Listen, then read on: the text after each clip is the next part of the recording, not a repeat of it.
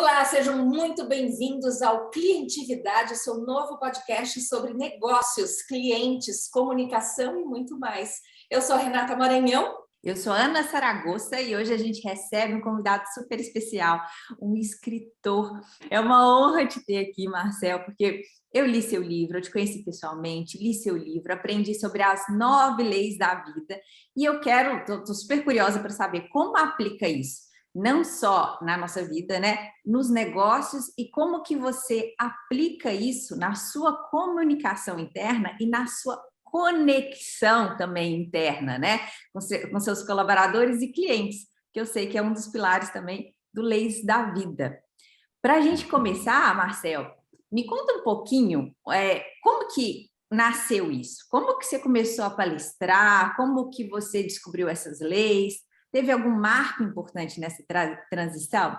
Eu comecei a minha trajetória profissional como consultor de empresas.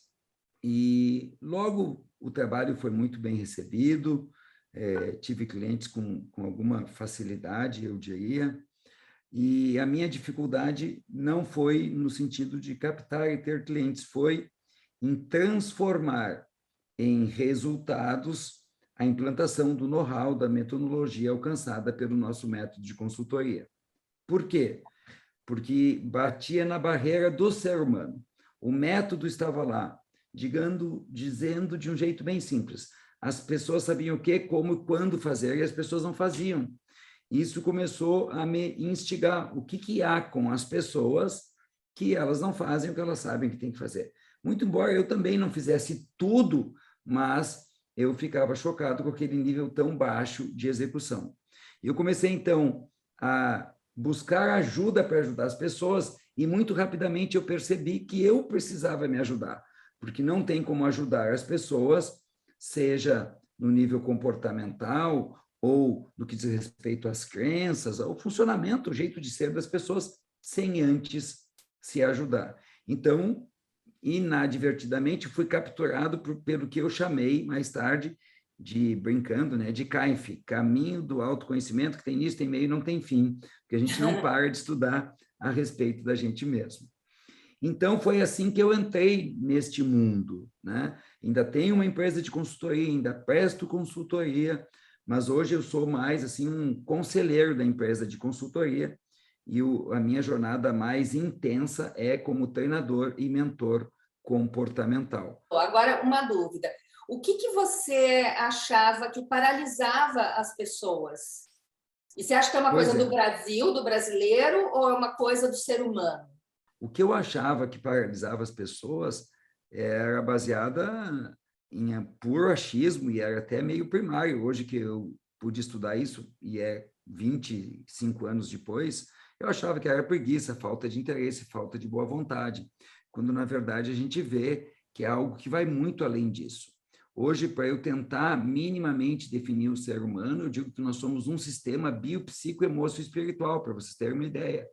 Nós somos um sistema biopsico-emocio-espiritual, eu estou repetindo, porque as pessoas não têm a dimensão de que se o meu corpo não está bem, isso afeta a minha psique, que afeta as minhas emoções, que afeta a minha espiritualidade. Se a minha espiritualidade está desalinhada, isso afeta a minha psique, que afeta as minhas emoções, que afeta o meu corpo. E é uma via, são 4 vias do que nós somos. Então, eu pude entender, e aqui tem um conceito que acho que vale a pena compartilhar, é chocante para muitas pessoas, e depois, se vocês quiserem, a gente aprofunda, de que nós simplesmente não somos livres. O que nos ensinaram que nos ensinaram que nós temos o livre-arbítrio não é uma inverdade, mas não é a mais absoluta verdade.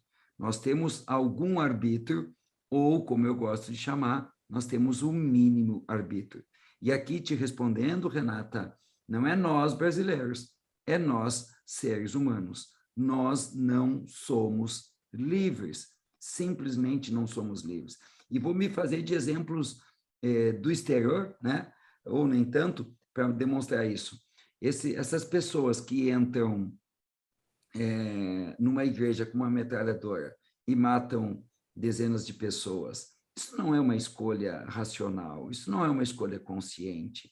Nós somos influenciados pelo que eu chamei no livro, Ana, pelas múltiplas conexões, as nossas conexões raciais, as nossas conexões de família, as nossas conexões com a nossa gestação, as nossas conexões com o nosso parto, e aí vai embora. Então, não é um problema do brasileiro, e sim, nós não somos livres, e por isso que precisamos de cuidados pessoais para poder fluir minimamente com resultados e leveza na vida. Agora, assim, quando você se fala, desculpa, Ana, quando você fala, só para a gente encerrar essa questão do livre-arbítrio, que não somos livres, o que prende a gente? É o viver em sociedade ou alguma outra coisa interna de aprendizado? Eu descrevi no livro As 9 Leis Negociáveis da Vida uma lei da vida, que é vida é conexão. Nós temos múltiplas conexões. A mais relativamente simples de perceber são as nossas conexões no sistema familiar, né? Então, uma conexão bem simples para ilustrar, acho que é melhor do que eu conceituar, Renata e Ana, eu estava trabalhando ontem isso em mentoria. Quando nós vemos de um sistema onde teve muita dor, ou muita escassez, ou muita pobreza, é muito difícil para a extrema maioria das pessoas seguir livremente para a abundância, para a fortuna e para a bem-aventurança, porque nós somos fiéis ao nosso sistema de origem e nós sentimos muito peso na consciência influir na vida. Então, este é um exemplo de conexão. E as conexões são de toda a ordem, de toda a natureza. E para explicar isso, eu quero ilustrar de um jeito bem simples, porque como a gente está iniciando essa conversa, né? Eu defini a lei da vida é conexão, a partir da seguinte frase: somos determinados. Mas como assim? Eu não quero ser determinado. Aí eu pergunto para as pessoas: tu escolheu o teu sexo que tu nasceu? Não. Então, foi determinado. À medida, tu não tem escolha do sexo, tu vai te comportar como uma mulher ou como um homem, e porque tu recebeu o sexo. Então, tu foi determinado. Não, e aí as pessoas radicalizam. Ah, mas hoje em dia pode escolher o sexo. Mas tu vai ser uma mulher trans, tu não vai ser uma mulher, tu vai ser uma mulher trans e tu não escolheu ser uma mulher trans. E aí eu posso ficar dizendo, tu escolheu a cidade que tu nasceu? Eu não escolhi a cidade que eu nasci e me determina absurdamente. Absurdamente. Para ilustrar, eu sou de São Borja, uma cidade na fronteira com a Argentina, que originalmente estava na posse, na propriedade dos tupis guaranis, e estes índios, quando vão atacar, eles gritam, como os índios gritam. E aqui os homens, quando estão assistindo futebol, gritam que nem índio, e eu grito que nem índio. E eu não escolhi isso, e eu nem sabia que eu gritava que nem índio. Quando eu comecei a sair e ver em perspectiva, nossa, a gente grita. E é um grito indígena, e tem até nome, é um sapucaí. E a gente faz, e eu não escolhi isso. Como que a gente é livre? A gente não é livre, nós somos determinados. E são as ilustrações que eu entendi por alcançar para vocês agora. Ficou um pouquinho claro, Renata e Ana? Ficou, mas você acha que isso te paralisa o ser humano? Então, isso não impede o crescimento dele? Ele tem que se libertar disso? Aí é que está. Algumas pessoas, quando veem isso, querem se libertar. E a gente não tem que se libertar. A gente tem que tomar consciência dessas conexões, dar um lugar no nosso coração para estas conexões e caminhar diferente. E não é só um jogo de linguagem. Vou te dar um exemplo também, tá? Nós conhecemos dezenas de famílias de suicidas, dezenas de famílias de alcoólicos, dezenas de famílias de mães solteiras. E quando há um esforço para se livrar, o que se chama de se livrar, se libertar de pragas de família, tem um efeito contrário. E eu posso ilustrar. Tem mães que casam com um homem alcoolista, não sabe que era alcoolista, porque, enfim, nem ele sabia que ele viria a ser alcoolista. Aí, no meio do caminho, ela se dá em conta disso, que o seu marido é alcoolista, olha para a família do seu marido alcoolista, vê que tem uma família de alcoolista, tios, e ela quer livrar o filho. E ela, então, separa-se e começa a tentar proteger o filho de não conviver com a família, de não ver tanto o pai, de não receber as más influências. Adivinha o que acontece, Renata e Ana? Acontece justamente o contrário, porque aquela criança, ela segue sendo vinculada ao sistema familiar do pai. Ela segue tendo no profundo gratidão, porque a vida só chegou a ela porque aqueles maus homens alcoolistas trouxeram a vida até ele. E, ao invés dele ser conduzido para olhar com respeito, honra e gratidão para a sua família de alcoolista e seguir o seu destino, tem um efeito contrário, porque ele sente que aquelas pessoas estão sendo excluídas. E num sistema, num mecanismo de defesa, porque nós temos família para se sentir protegido, eu me aproximo daquela família. E como que eu me aproximo? Repetindo aí no que Bert Hellinger chamou de por amor cego. É um amor que não vê. Por amor aos meus antepassados, eu fico alcoolista. E a Renata está apavorada com essa conversa, a Ana Não, mas aí tem uma frase sua, que somente as leis da vida libertam para a plenitude. Sim, exatamente. Mas para a plenitude, não da minha família. Eu não posso me libertar da minha família. E quando eu quero me libertar da minha família, porque Bert previu o amor cego e a fidelidade, eu termino repetindo. Mas, meninas, isso não é tão difícil. Vocês querem ver? Inevitavelmente, vocês já têm tempo de vida suficiente para terem se dado em conta que alguns dos comportamentos que mais vocês criticaram nas mães de vocês, vocês repetem. Sim ou não? Márcia, eu queria te contar um exemplo disso. Sim. Eu queria te contar, porque também eu li o seu livro, né?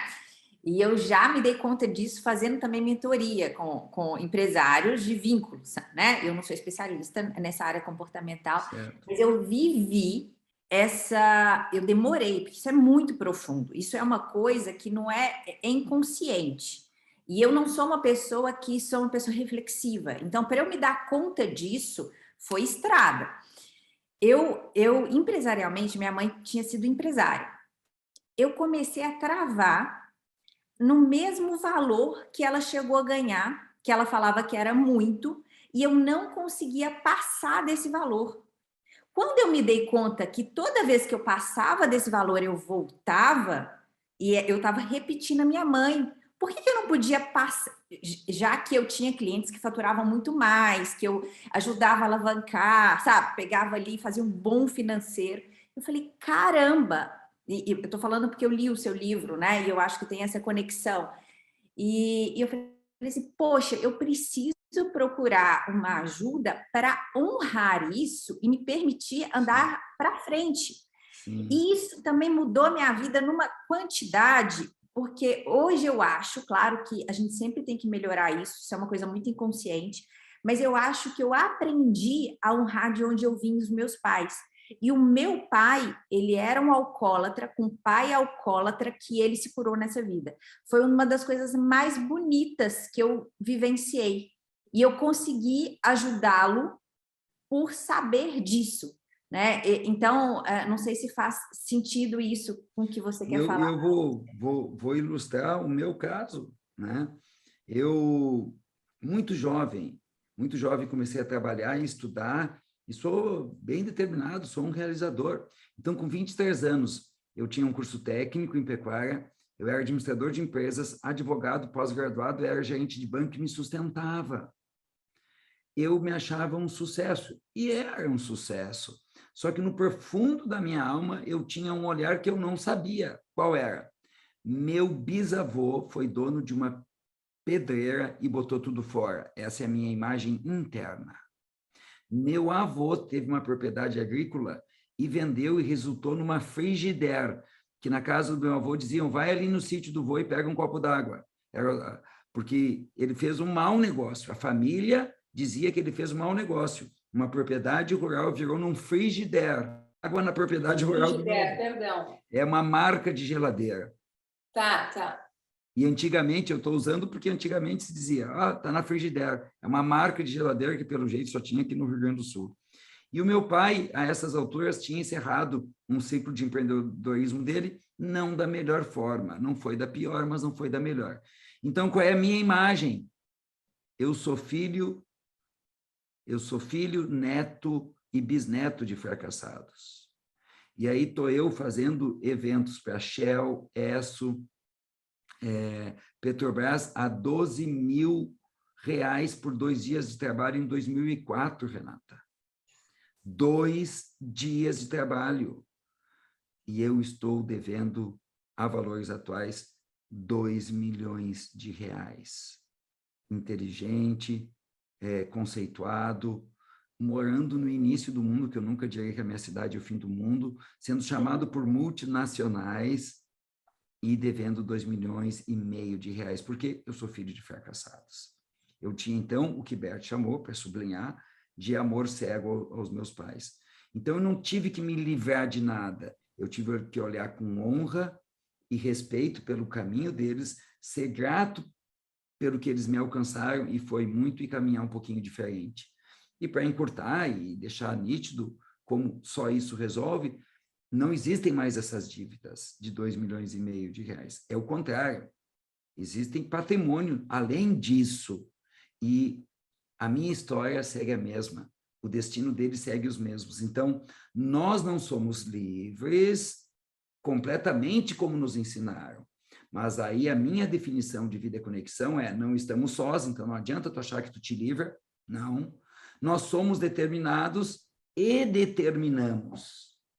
Nós somos determinados e determinamos. Sim, eu nasci em São Borja, no início do mundo. Isso me determinou.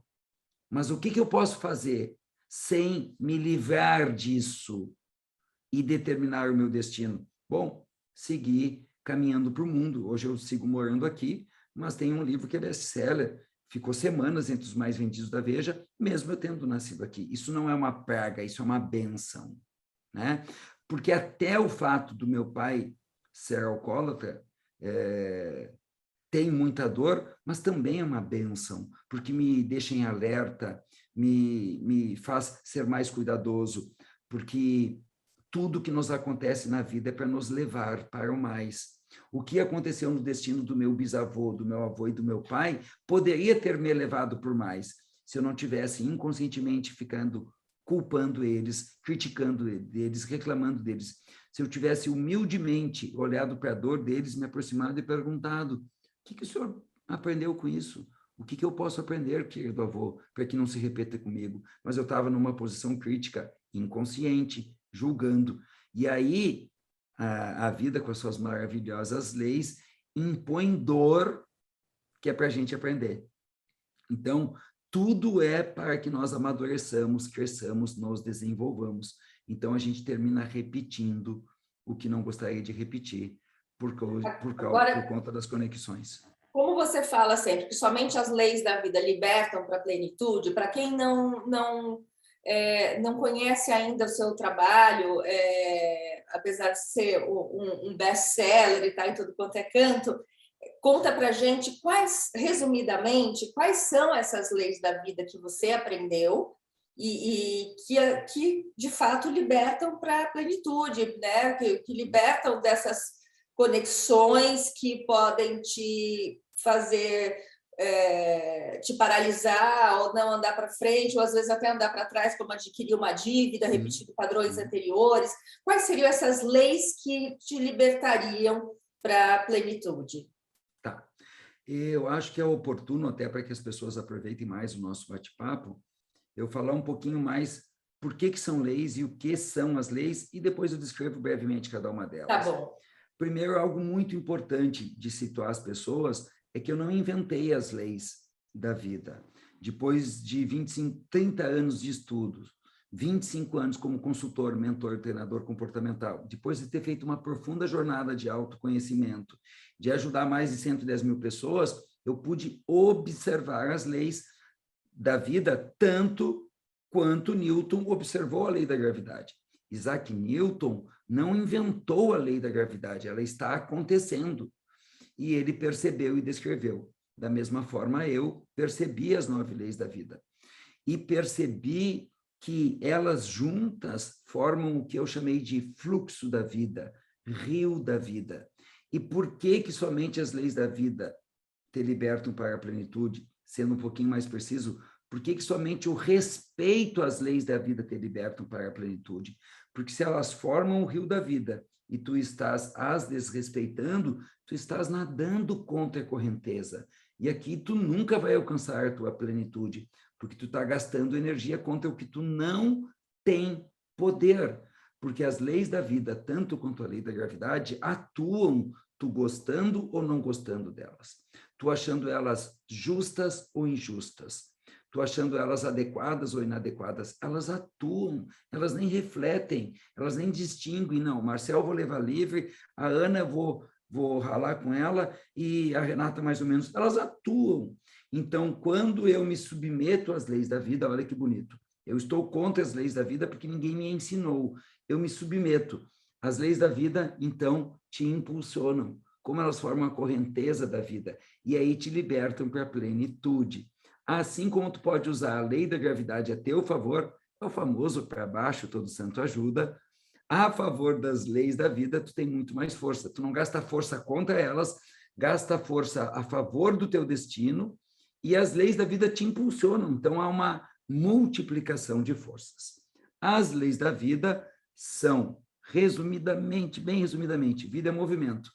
Onde há vida, há movimento. E é o contrário. Onde a gente começa a reduzir movimentos em sentido amplo e sentido estreito, quando a gente começa a reduzir movimentos, a gente começa a caminhar para a morte.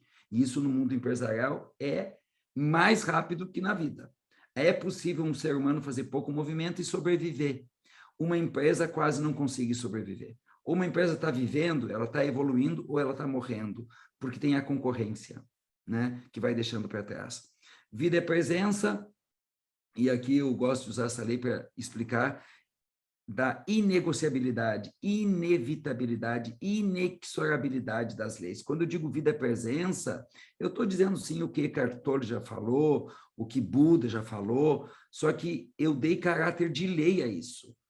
Porque para algumas pessoas parece que é uma singela recomendação, olha, esteja presente, o futuro ainda não chegou e o passado já passou, e as pessoas estão nem aí para o vida é presença. Só que não tem como, a vida vai te trazer para o presente, ela vai te trazer, e o exemplo mais bobinho que eu sempre dou, eu não estou no presente, eu estou com a cabeça no mundo da lua, dou com a cara num poste. No instante que eu dei com a cara no poste, o corpo acusador e a minha atenção passa a estar aonde? Passa a estar no aqui e agora. A vida me trouxe para o aqui e agora. Eu estou distraído e não estou olhando para os meus filhos, pois eles usarem drogas vai fazer com que eu olhe para eles. E assim vai, a vida vai te trazer para o presente. E aí ela usa recursos bem severos para nos trazer para o presente, bem doloridos. Vida é verdade, eu não estou falando em dizer a verdade, muito embora seja bom, eu estou falando de que há uma verdade interior, que nós temos 95% de inconsciência e somos determinados pelo nosso inconsciente. E essa verdade vai se materializar no mundo externo, cedo ou tarde. Vida vai ser verdade. Então, é melhor que eu acesse essa verdade logo, antes que ela se manifeste de novo, vai ter dor. Vida é conexão, a gente falou antes na outra conversa, a gente tem conexões familiares, a gente tem conexões com a infância, a gente tem conexões com a concepção, com a gestação, a gente tem conexão com a nossa cidade, a gente tem conexão com o nosso país, tudo isso nos influencia. A gente tem que deixar essas conexões fluídas, a gente não pode cortar. Quem quer cortar conexões, perde força. Mas aí, quando a gente permanece fluida, vem de tudo nas conexões. E aí a gente tem que aprender a manejar com aquilo que nos leva para o mais, sem querer se livrar do que nos levaria para o menos. Vida é dor, esse é das leis mais controversas, é inexorável. As pessoas ouvem mal, elas ouvem eu dizer que vida é só dor. Não, é dor. O que eu quero dizer é que vai ter dor na vida, e que vai ter situações da vida que tu não vai sair sem dor. Eu trabalho isso diariamente em mentoria e treinamento.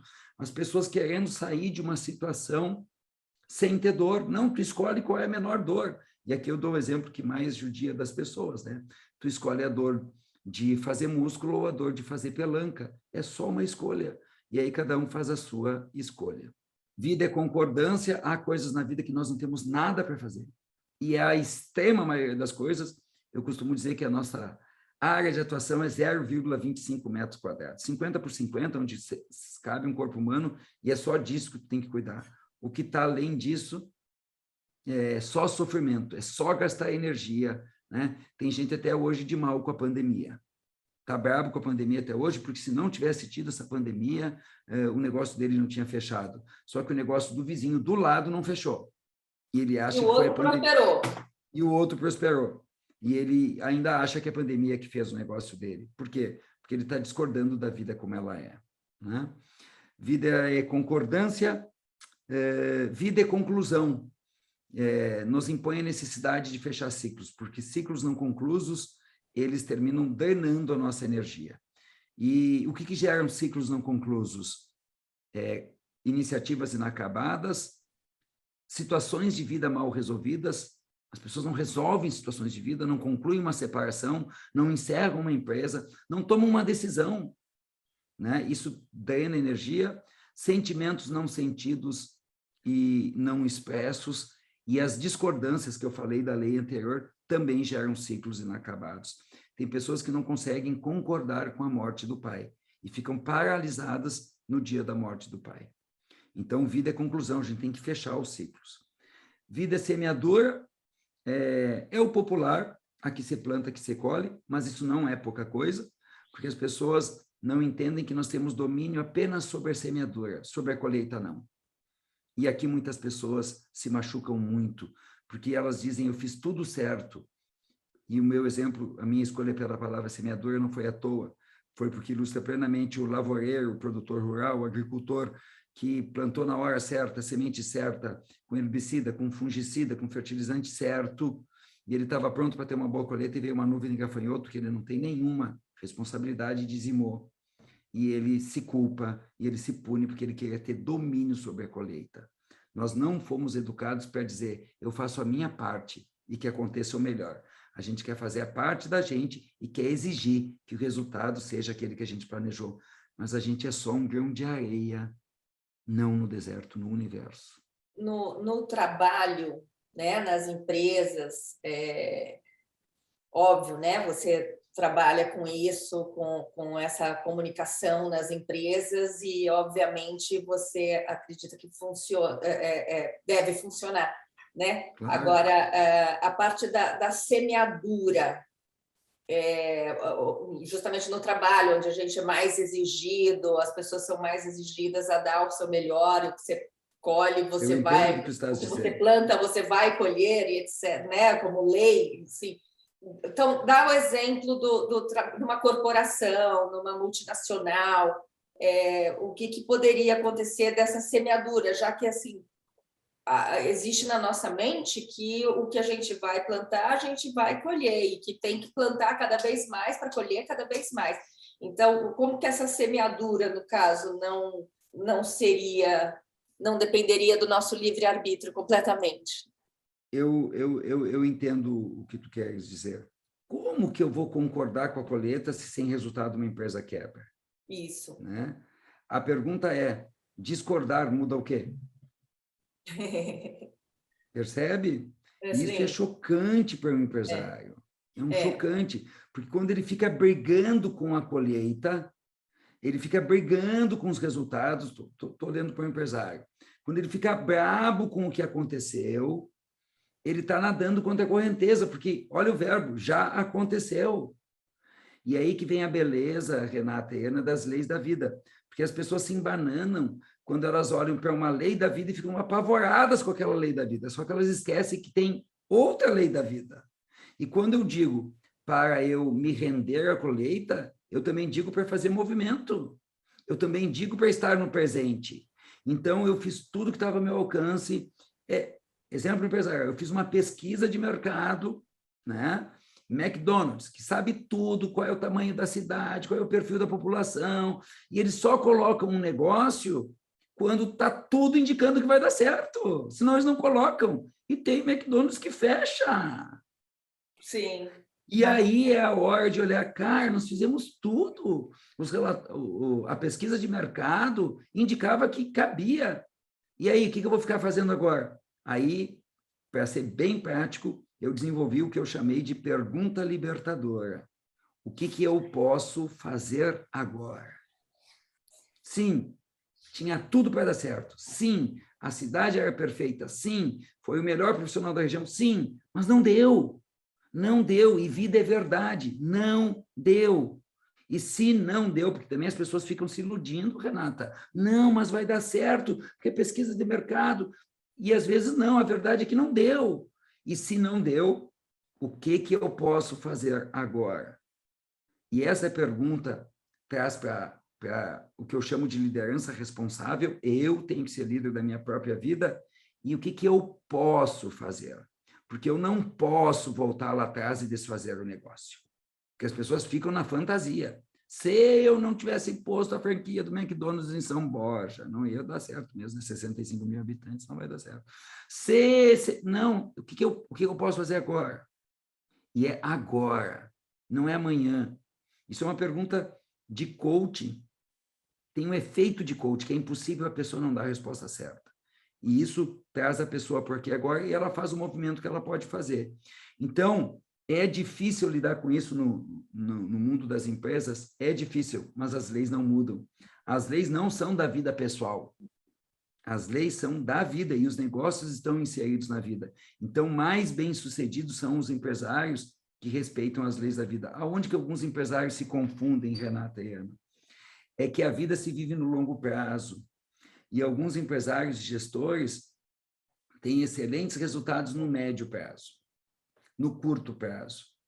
E no longo prazo, muitas vezes, as leis da vida se manifestam só no longo prazo.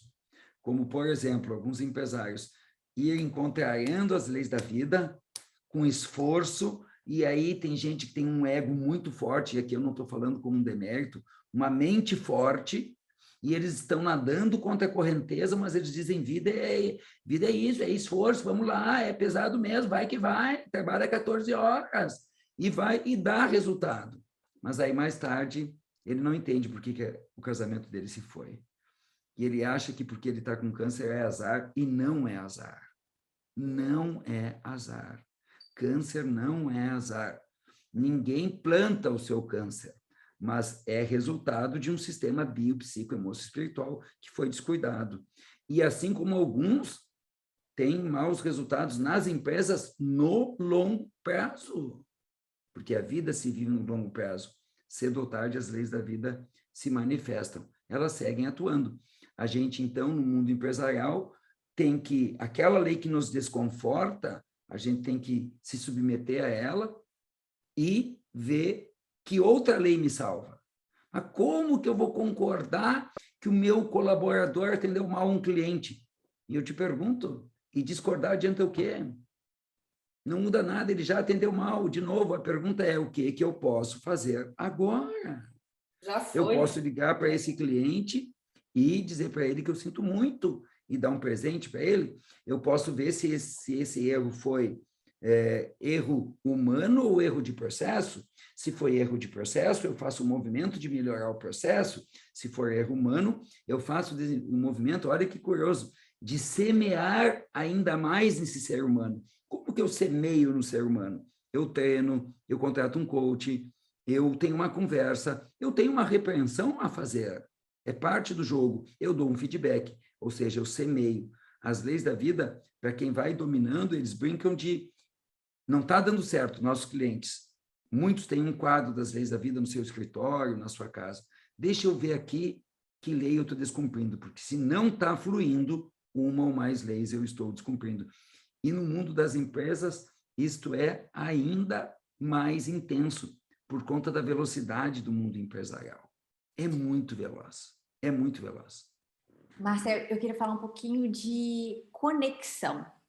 Sabe por quê? Você estava falando, eu sei que é uma das suas leis da vida, e eu acho que é um erro, é porque a gente fala de marketing, de mercado, de comunicação, e essa semana mesmo eu estava ajudando uma campanha que é de uma empresa enorme, mundial, entrando na prateleira ali, 2 produtos para competir. E aí com gênios de publicidade ali para trabalhar ali. E o que eu acho que está faltando nessa campanha em si é a pessoa conseguir se ver no lugar do usuário. Tá com muita coisa bonita, tá com muito elemento, mas eles estão esquecendo como é sentir o outro ali naquele processo de compra. E isso é um dos erros que eu acho mais, assim, que acontece, até lendo uma pesquisa de mercado, porque tem aquela frase do Henry Ford que fala, né, se a gente tivesse feito uma pesquisa, que o consumidor queria, eles queriam cavalos mais rápidos e não carros, né? Porque você tem que, ao mesmo tempo que você lê o mercado, você tem que conseguir se sentir no lugar do outro, também tirar aquela prepotência que você acha que aquilo é o melhor para ele, né? E fazer toda essa análise. E isso, para mim, conecta muito com a lei da vida, conexão. Porque eu acho, né? Posso estar errada, mas eu acho que a conexão, ela é entre os nossos pares, ela é também com o nosso consumidor, a gente saber ler, sair dessa caixinha do que a gente é, e até com a gente mesmo primeiro, porque como depois eu posso ter soluções criativas se eu mal me conheço, para eu estar tranquilo de falar assim, caramba, o produto melhor para o Marcel é esse. Não é esse que eu estou querendo para mim. Mas se eu não consigo estabelecer essa conexão, honrar essa conexão de entender quem eu sou, qual que é a minha beleza, qual que é a beleza do Marcel, como que eu crio melhores soluções de mercado, se eu não tenho essa visão, se eu tenho, às vezes, uma prepotência, um ego. Aí eu queria te perguntar, trazendo um pouquinho para esse âmbito empresarial, que eu acredito muito nisso, os nossos resultados, você pode ter os melhores recursos, as melhores informações. Se você tem toda essa bagagem sua, assim, né, de ego, de prepotência, você não vê, você tem aquela visão turva do que está acontecendo. Distorce a realidade. Como que você sugeriria para uma pessoa, para um empresário, sair desse papel, porque o nosso papel do empresário é criar soluções no mercado. Para isso eu preciso ver o outro, eu preciso respeitar o outro, eu preciso respeitar aquela audiência, aquele mercado, a sua cidade. O que você sugere para a pessoa ter mais essa empatia realmente, né? Na palavra mesmo da empatia, de calçar o seu sapato? Tá. Eu só quero dizer que tu está certa. O que sustenta este movimento é compreender que, por incrível que pareça, tu não está fazendo o produto para ti. É muito comum projetistas, empresários, gestores fazerem projetos para si, porque a gente vive dentro da mente da gente. A gente vive dentro da mente. Ele acha que ele está fazendo para o outro, mas ele está fazendo para o outro a partir dos conceitos, das necessidades, das angústias, das dores, dos desafios dele. Então, sim, se conectar, lembrar, mas é para aquela pessoa. No Banco Real, que não existe mais, tinha nas mesas de reuniões um cartazete que dizia: lembre-se em que medida e como esta reunião vai impactar a vida do cliente. Para não esquecer, porque eles se deram conta que eles faziam reuniões e esqueciam do cliente, e pensavam tudo, menos no cliente. Então, é conexão. Mas aí tem uma outra lei da vida que tu tangenciou ela, e eu quero solidificar, que a vida é verdade. A gente cria uma ilusão, a gente cria uma fantasia. A nossa mente distorce a realidade. A gente toma decisões emocionais e usa argumentos racionais e se convence. E como empresário e líder é persuasivo, ele convence a equipe. Eu, como sou persuasivo, eu convenci a minha equipe das piores barbaridades que vocês possam imaginar, porque a gente tem essa capacidade. Então, a tua pergunta agora é: como que eu, líder, faço, gestor, empresário, empreendedor, para dimensionar realmente o que o meu cliente precisa? Eu vou falar de dois mundos, tá? Na área técnica e na área pessoal. Na área técnica, tem que estar conectado com o cliente. Provavelmente vocês duas conheçam José Galó, e eu conheci José Galó nos estudos de caso, presidente das lojas Renner, e eu tive a bênção, né, de estar com um amigo na loja e entra o José Galó. E ele ensinava, desça da sua sala, caminhe pelas lojas. E eu vi ele fazendo isso, eu parecia um espião, porque eu parei a minha vida e ele caminhava pela loja e guardava uns 10 metros de distância dele, e eu fiquei vendo ele fazendo isso. E ele conversava muito mais com clientes e com vendedores do que com a gerente. A gerente ficava assistindo ele, então se aproximar nos dá essa dimensão. E a famosa e boa pesquisa, né? Tem que ouvir o cliente, não é para fazer o que o cliente pede, porque o cliente quer o produto de grátis na casa dele, não, é para saber qual é a expectativa dele, e aí tem que abrir e ler nas entrelinhas o que o cliente quer. Então, isso no mundo técnico eu diria, se aproxime do seu cliente, se aproxime do chão de fábrica, põe a barriga no balcão e ouça por todos os meios possíveis o seu cliente. Só que nada disso resolve se não tiver algo aqui no lado pessoal, que é o CAINF, o caminho do autodesenvolvimento, que tem início, tem meio, não tem fim. Se o meu ego é gigante, o meu cliente me diz que isso aqui está ruim e eu provo para mim mesmo que o cliente é chato. Ah, isso é chato, isso é exigente, ele não entende, eu estudei em Harvard. Eu que sei. Então, não adianta nada ter informação técnica. Eu tenho que entender como eu funciono e ganhando terreno no sentido de assumir o que eu chamo de autodomínio. Eu nasci com dificuldade de ouvir. Eu, Marcel, nasci com dificuldade de ouvir e nasci com uma capacidade de persuasão absurda. Eu sei que isso é meu, eu sei que é a minha fraqueza, mas eu também eu sei que é a minha força, porque elas andam juntas, só que eu tenho que estar alerta, eu tenho que respeitar a lei da vida presente, eu tenho que estar esperto para mim. E quando a minha equipe começa a fazer ponderações, eu tenho que me lembrar que em 2004 eu simplesmente quebrei a minha empresa naquela dívida que eu já mencionei, porque eu não ouvi. E eu tenho que estar presente, mas só o caminho do autoconhecimento dá isso. E aí eu tenho que ir para um outro nível. Eu tenho que ir para um nível que compreender, olha só que coisa linda, que o bom empresário não é o que sabe tudo apenas, até porque isso não existe, mas é o que sabe ouvir e o que sabe ter a humildade para dizer, graças a Deus, eu não estou com a razão. E porque eu não estou com a razão, eu tomei a decisão certa.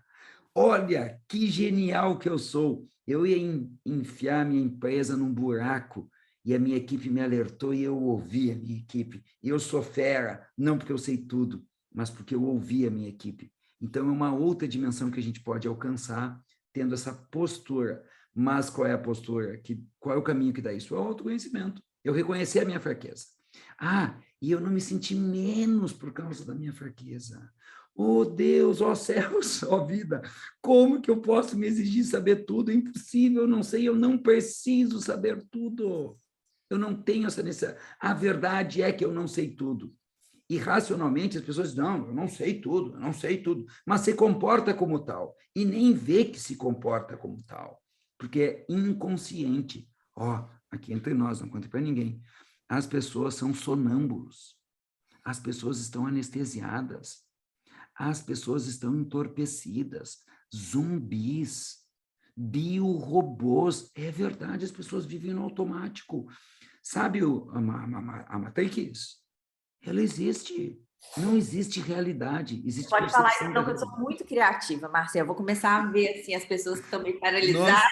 Nós todos estamos na nossa Matrix. Nós não vivemos a realidade. Cada um de nós vive a sua realidade.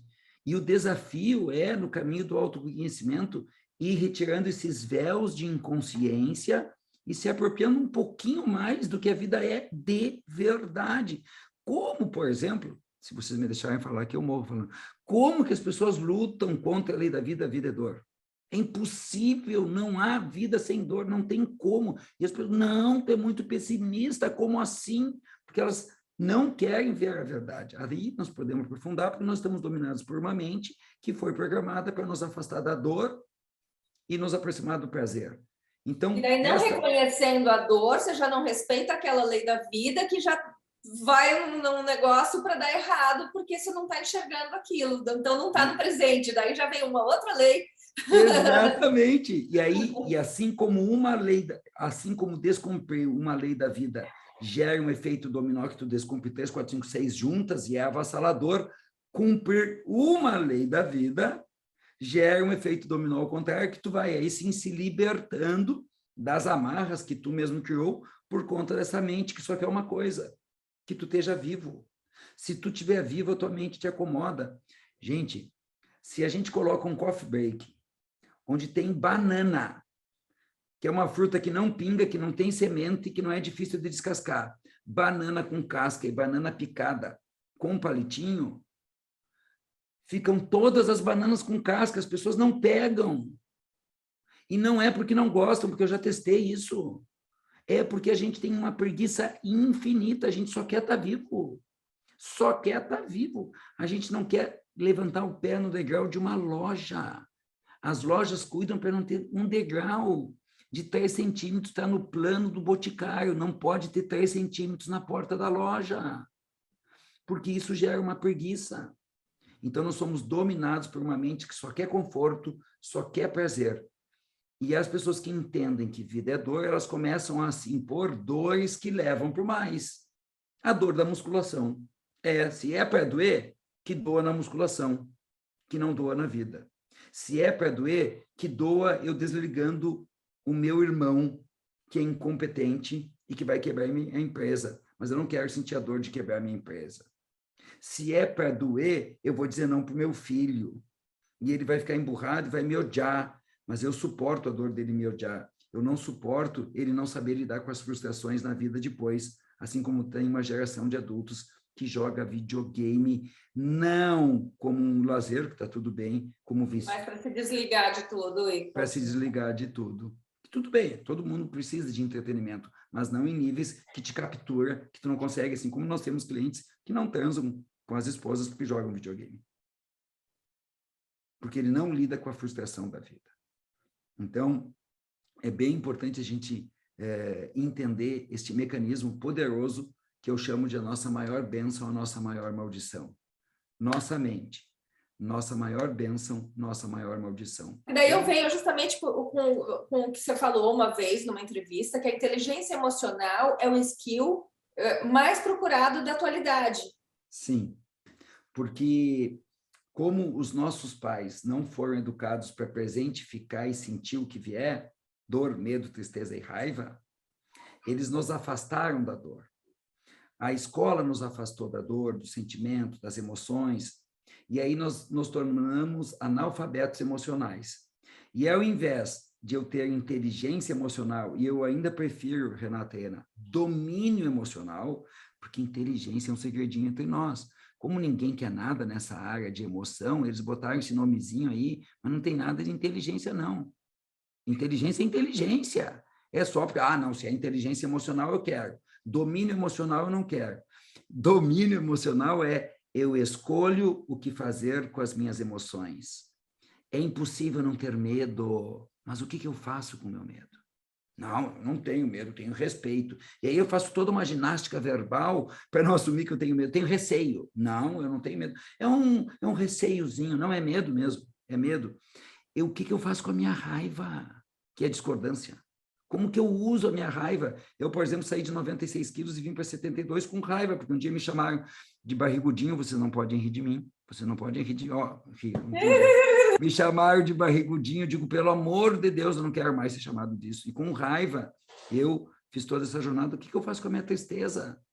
As pessoas têm o disparate de dizer não fica triste. Mas eu fico o quê?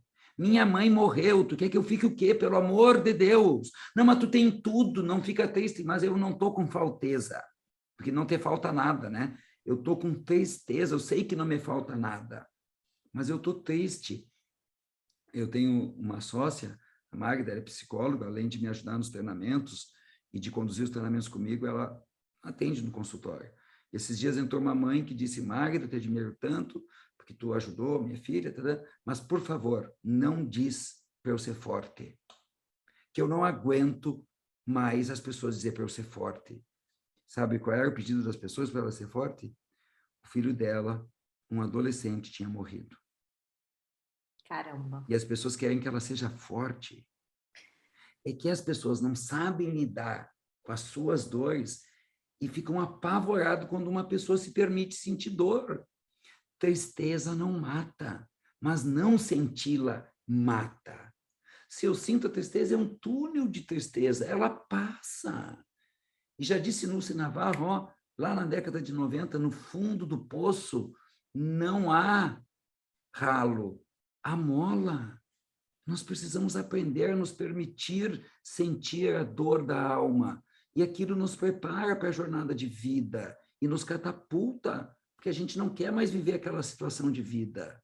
Se eu termino um casamento rindo, me separei que nem um bobo alegre, fingindo, bebendo, fila anda, é muito bonitinho para vender música, mas a dor fica. E se tu não aprende com a dor da dissolução de um casamento, tu não vai amadurecer para entrar no próximo casamento. E tu vai repetir os mesmos equívocos. O luto é uma tradição milenar, é uma tradição tribal. E o luto está sendo ignorado. E é por isso que há tanta gente em depressão. Meninas, vocês nunca estranharam a quantidade de farmácias que tem? Em São Borja tinha 7 farmácias, tem 35. Sendo que as condições de saúde melhoraram substancialmente. As pessoas estão doentes emocionalmente e termina reverberando no corpo e elas não vão ao terapeuta. Elas não fazem imersões de autoconhecimento. Elas vão à farmácia, sentindo-se vítimas da vida. Que azar! Que azar! Nós temos clientes que tiveram progressos no nível físico substanciais fazendo treinamentos. Cessam os sintomas. Eu já tive uma academia, fui sócio da minha sobrinha, e aí o meu negócio cresceu muito, eu vendi a minha parte, ela seguiu. Clientes que curaram dores nas costas, dores de cabeça fazendo musculação. Só com musculação. Tão somente com musculação. Né? Porque ao tirar um tempo para ele relaxa, ele distensiona. Ao fazer musculação, ele produz endorfina, e ele curou as dores nas costas. Então, a humanidade está bem dodói, e não tem interesse em cuidar. Eu tinha uma fantasia que rapidamente foi dissipada, que agora, depois da pandemia, as pessoas vão finalmente pedir ajuda e entender que o destino delas está dentro delas, que todos os recursos que elas precisam estão dentro delas. Nada. Piorou. Piorou porque ficaram tomadas de medo, e aí todo esse medo está congelado, tomadas de tristeza, porque perderam os entes queridos, não puderam ver lá, e todas essas dores, adivinha, aumentou a quantidade de consumo de pornografia, alcoolismo, remédios, etc, etc, etc, etc. Piorou, por incrível que possa parecer, porque a gente não sabe lidar com a dor. Não sabe mesmo. E ao tentar evitar a dor, só para eu concluir, a gente fica agarrado no que eu chamei de túneis de dor.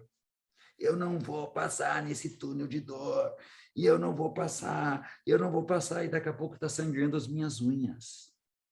E o meu corpo está desfalecendo de dor, e eu estou dizendo que eu não quero sentir dor. Ou seja, está sentindo dor. Só que está sentindo dor paralisado na vida. E quando a gente entende que vida é dor, a gente sente a dor, como eu chamo, que nos leva para o mais. Passa por o túnel. É só um túnel de dor. Marcel, você falando, vem vários casos, assim, né? Acho que na cabeça da Rê também. Eu até tive uma conversa com a Renata, tem pouco tempo que a gente falou disso, sobre as questões de parcerias empresariais mesmo, nossa, né? E eu falo com ela assim, olha, eu trabalho e eu gosto muito dos meus clientes, eu gosto muito dos meus parceiros. Isso é uma verdade absoluta para mim. Isso foi uma das coisas, eu acho que uma das melhores conquistas que eu adquiri na vida. E a gente vê que existem ainda alguns empresários que pensam assim, realmente nessa luta, né? Eu preciso vencer hoje, eu preciso vir numa negociação com o Marcel e tirar tudo dele. Tudo que eu posso tirar para eu sair como vencedor, né? E a gente estava falando justamente isso, que às vezes, se a pessoa tem humildade de aprender, se a pessoa não tem prepotência, se ela tem visão do longo prazo, a economia é cíclica, você trabalhou em banco, né? A economia é cíclica, a gente vai ter altos e baixos, Mas se a gente tem ali pares, se a gente tem conexões, se a gente tem aceitação, se a gente vive bem com a gente mesmo, a gente tem gente para puxar a gente para cima, a gente tem mais parceiros, né? Então, tudo que você foi falando foi construindo muito isso na minha cabeça. Eu imagino que na Rê também, que a gente reverbera dentro, né? É recente, né? Que a gente só vai ter sucesso absoluto no longo prazo quando a gente olhar para a gente. E pensando nisso, eu queria fazer uma pergunta que sai um pouquinho, né, desse escopo, mas é um dos pilares para a gente também, no negócio, ainda mais no mercado que preza a inovação, que é a criatividade. No meu conceito, criatividade é repertório, é óbvio, a gente tem que olhar para fora para se inspirar, mas ela só é genuína quando você olha para dentro também e você acessa algo que você tem que talvez seja um pouco diferente, que talvez venha dessa história que você contou, que vem assim da minha mãe, vem do meu pai, vem de uma história que eu vivi. Então, se você puder, eu queria, para encerrar, né, que a gente também já está indo no tempo. Já? Já! Dá para falar horas e horas, né? Mas você reconheceu muitas leis da vida, então cada uma delas dava aqui um episódio. Eu tô vindo da imersão Leis da Vida que tu vais fazer, né, Ana? Por favor. Vou, Renata, também. Vou querer, tá? Vai ter em São Paulo em setembro. E são 3 dias para falar das 9 leis da vida e não dá tempo, imagina, nesse tempinho. Mas tu quer que eu fale sobre criatividade? Eu tenho uma visão... Ele une alguns desses elementos. Ele une basicamente 2 elementos, tá? 2 leis da vida. Na verdade, sempre tem todas as leis da vida, né? Agora já me surgiu mais outra correndo aqui, né? Mas eu vou ficar com os 2 primeiros. Só vai ser criativo quem topar, aceitar, submeter-se, render-se a 2 leis da vida. A primeira é vida é dor. É da exigência de não errar, porque errar dói. É da exigência de não errar que eu me reprimo e não consigo nem fazer um brainstorm. Porque quem faz brainstorm, quem se permite errar, sentir dor, quem se permite pensar bobagem, dizer bobagem, viajar na maionese, passar pelo ridículo de dar uma sugestão numa reunião, cedo ou tarde, porque a nossa mente é potencialmente infinita, vai chegar numa grande ideia.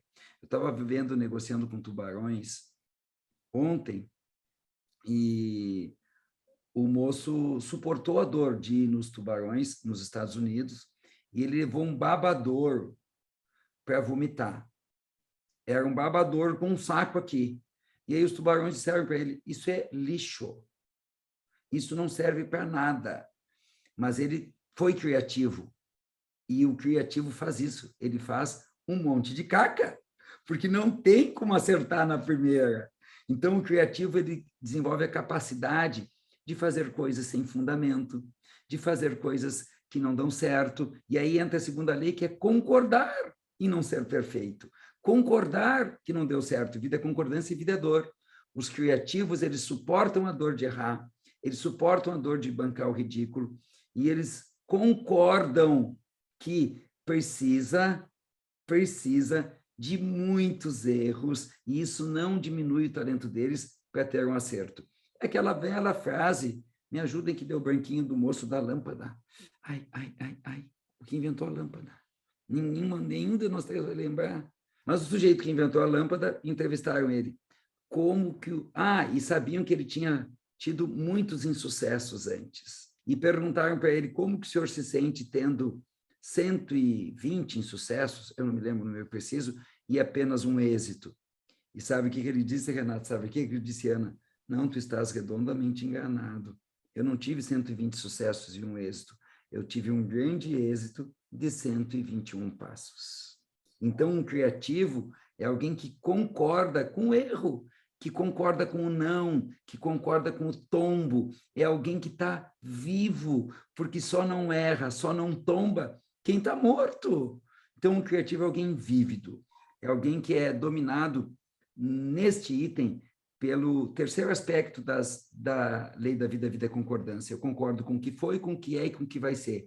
Um criativo concorda com o que vai ser. independente do que vai ser. Ele está de boas com a vida, porque é da busca da certeza de que vai dar certo que eu não me movimento. Uma das frases mais toscas e simples que eu criei, mas impacta muitas pessoas no Leis da Vida é: vida não é certeza, vida é movimento. Enquanto tu está esperando a certeza, tu não te movimenta, tu não experimenta e tu não cria. Então, a criatividade vem da capacidade de dizer assim, ó, que aconteça o melhor. Eu vou dar o meu melhor. De novo, se comunica lá com Vida Semeadora também. A criatividade vem de suportar a dor de errar e de concordar em não fazer tudo certo. Porque é na busca de fazer tudo certo que eu faço o mínimo. Eu me diminuo, eu busco a segurança, eu fico conservador, eu me reprimo, eu perco a proatividade, eu preciso amém para tudo, eu faço o básico, porque é no básico que eu tenho certeza que eu não vou errar. E mal se dá em conta a pessoa que ficar no básico é um erro. Como assim é um erro? Pois se eu posso ter tudo, por que eu vou ficar no básico? É um erro. Mas, enfim, alguns não dão conta de sentir-se simplesmente humanos e comuns. Eles se impõem a exigência de fazer tudo certo. Nem máquina faz. Nem máquina faz. É o líder, né? Ele não quer passar vergonha na frente dos colaboradores. Ele não percebe que a cada erro dessa tentativa, ele está mais perto dessa solução. E o que a gente é na vida, eu acho que como empresários e como também funcionários, porque a gente já foi funcionários, se não co-criadores da nossa realidade, né? E eu acho que isso é o start da criatividade. É você se sentir bem no desconfortável, né? De você, estou numa situação vulnerável, estou falando besteira, mas estou aproximando cada vez mais, até estatisticamente, de uma solução nova. Porque se eu tiver só 3 ideias, a chance que eu tenho 3 ideias ruins. Mas se eu tiver 100 ideias, não é possível que uma não vai prestar. Não, e no caso do líder, ele se demonstrar vulnerável, frágil. Nossa, o seu José, ele está sempre tentando e ele erra, ele levanta, ele vai de novo. E uma empresa é o retrato do seu líder, ou ainda, se preferir, o teto de uma empresa é a psicologia do dono. O teto de uma empresa é a psicologia do dono. Se o dono tem uma psicologia estreita, reprimida, ele termina estreitando e reprimindo o crescimento da empresa dele. Então, tem mais motivo ainda para isso. Mas tem uma coisa curiosa, o empresário, quando começa, ele se permite mais. Ele se permite mais. Eu estava conversando com um cliente multimilionário e ele disse, Marcel, está ficando difícil para mim, eu vou ter que me retirar, porque quando eu comecei eu não tinha nada a perder. E agora eu tenho a perder, eu tenho milhões a perder. Eu comecei sem nada. E isso é uma loucura, né? Porque a gente começa ousado, criativo, e tenta, e experimenta, e daqui a pouco é tomado pelo que eu chamo de síndrome do sucesso, né? Grana, sucesso, fama, vai criando um aquário. E aí dentro daquele aquário eu sei quais são os peixinhos que estão lá, eu sei qual é o pH da água, qual é a temperatura da água, eu sei que vai vir uma raçãozinha todo dia nesse aquário. Só que o inferno é que o aquário é transparente. E o inferno maior é que o aquário é sempre colocado num apartamento de frente para o oceano. E aí eu vejo um oceano me esperando, mas eu tenho medo de saltar do meu aquário. E o que eu digo no livro é: salte do seu aquário antes que a vida quebre o seu aquário. E anota aí, ela vai quebrar. A vida vai quebrar. Meu irmão falou, eu depois de fui muitos anos apresentadora, né? E acabaram, eu não estava feliz há muito tempo, mas estava ali confortável na profissão que eu busquei. No seu aquário. Pois é, eu estava lá no meu aquário, até que o aquário quebrou. E daí o meu irmão falou, não existe nada pior do que um bom emprego estável. Sim. Porque daí você fica, você se acomoda ali e não sai, você fica ali, né, olhando os peixinhos no aquário.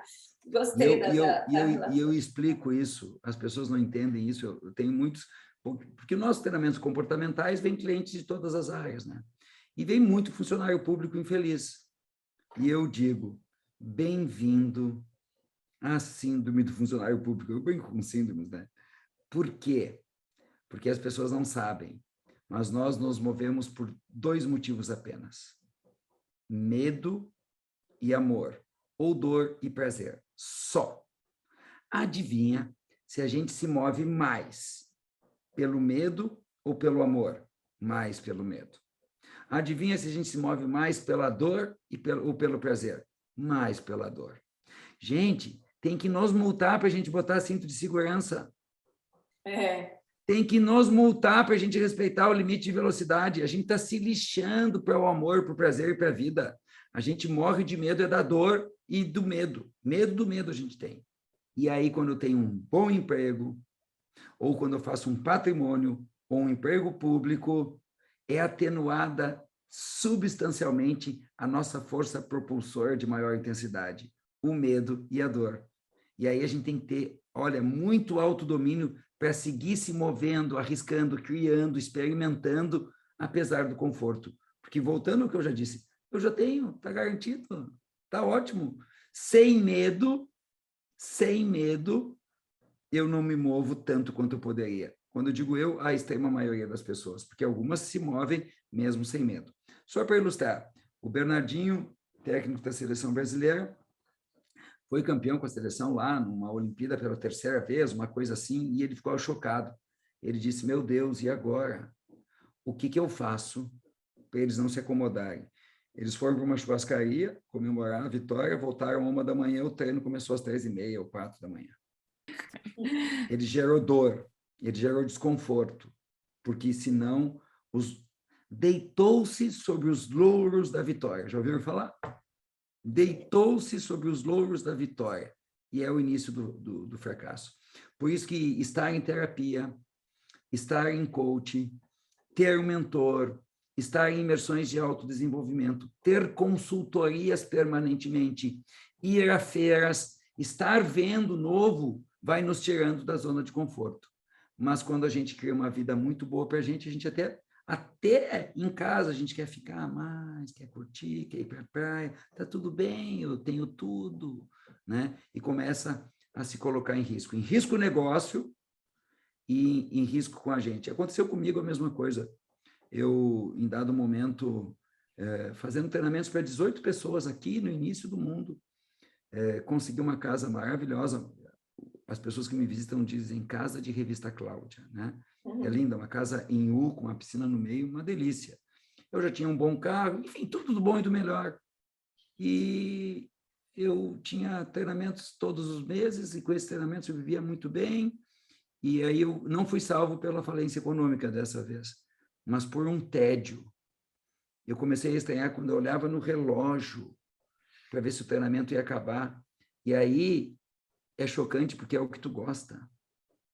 É chocante porque é o que tu escolheu para fazer. É chocante porque é o que as pessoas te dizem. Tu nasceu para fazer isso. Mas como se eu nasci para fazer isso? Eu estava dentro do meu aquário. Sabe o que eu fiz? Eu terminei com todos os treinamentos. Tive que fazer todos os treinamentos novos. Tirei os treinamentos de São Borja. Eles estão agora em Santa Maria, Porto Alegre e São Paulo. Isso me deu um desconforto terrível. Bagunçou a minha vida completamente. Mas no frigir dos ovos eu terminei escrevendo o meu livro, que eu nunca teria escrito. Eu terminei chegando a 110 mil pessoas que eu nunca teria chego. Eu terminei conhecendo pessoas que eu nunca teria conhecido. Enfim, eu faço muito mais dinheiro do que eu fazia, só que eu tenho muito mais desconforto, né? Tenho muito mais... Eu nado em oceanos que eu não nadava. Eu estava no meu aquário aqui. E aí eu tenho que enfrentar uns tubarões aí. Tenho que fazer tal de story, que eu não tenho saco para fazer tal de story, né? Então, eu criei desconfortos para mim. Mas isso é estar vivo. E ficar no conforto ou no aquário é começar a morrer. A gente não precisa de tantos movimentos. A gente não precisa. E sabe o que é mais louco? Louco, tu salta de um aquário e tu acha que está no oceano. Daqui a pouquinho, pois não é que esse oceano vira um aquário de novo? E aí a gente tem que estar saltando de aquário em aquário antes que a vida quebre ele.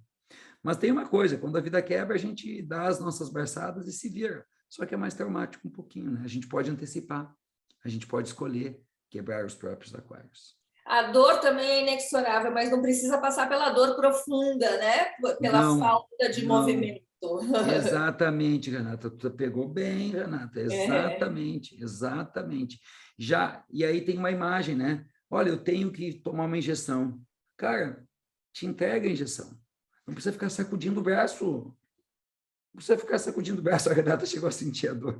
Não precisa ficar sacudindo o braço, sabe? Vai logo, ou ainda, já que dói no dentista, vai logo, antes que doa ficar desdentado, e nós vamos ficar dias aqui criando metáforas. Dá para dizer de outro jeito, né? Dor não sentida vira sofrimento eterno. Dor não sentida, dor necessária não sentida, vira sofrimento eterno. Então, aceitar isso é um ato de... postura, é comportamento de adulto. Um adulto sabe que vida é dor. Uma criança não sabe. Por isso que a criança se joga no chão e chora e dá piti no supermercado, quando o pai diz, não vou te dar um saco de 5 quilos de bala. Porque ela não sabe que vida é dor. E tem adulto que se comporta como criança.